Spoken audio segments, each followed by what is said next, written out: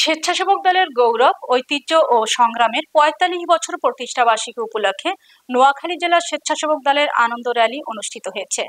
বিস্তারিত থাকছে ফাতেমা আফরোজের প্রতিবেদনে।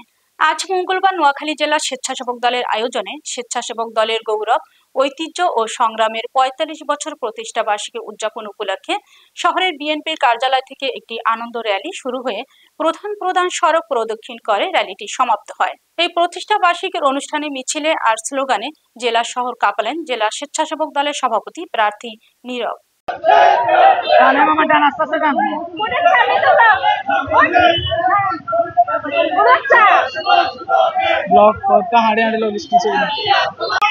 বিসমিল্লাহির রহমানির রহিম।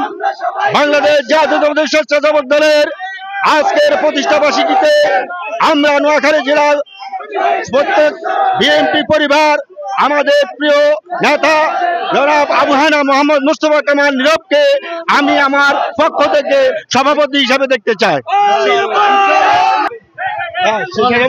বাংলাদেশ জাতীয় স্বেচ্ছাসেবক দলের ৩৩তম প্রতিষ্ঠা বার্ষিকী উপলক্ষে বাংলাদেশ জাতীয় স্বেচ্ছাসেবক দল নোয়াখালী জেলা কর্তৃক আয়োজিত আজকের এর জন্মদিনের র্যালি, প্রতিষ্ঠা বার্ষিকী র্যালি এবং সে সমাবেশের নোয়াখালী জেলা স্বেচ্ছাসেবক দলের সম্মানিত সভাপতি পদপ্রার্থী সাইফুল ইসলাম নীরব ভাইয়ের নেতৃত্বে আমরা এক বিশাল র্যালি নিয়ে সর্বস্থলে যাচ্ছি। পাশাপাশি নোয়াখালী জেলা স্বেচ্ছাসেবক দলের পক্ষ থেকে আলহাজ মোহাম্মদ শাহজাহান ভাই, মাহবুব আলমগীর আলো ভাই, হারুন রশিদ আজাদ ভাইকে নীরব ভাইয়ের পক্ষ থেকে লাল গোলাপ শুভেচ্ছা ও অভিনন্দন। নীরব ভাইকে আমরা সভাপতি হিসেবে দেখতে চাই। এটাকে তৃণমূলের স্বেচ্ছাসেবক দলের নেতা কর্মীদের দাবি।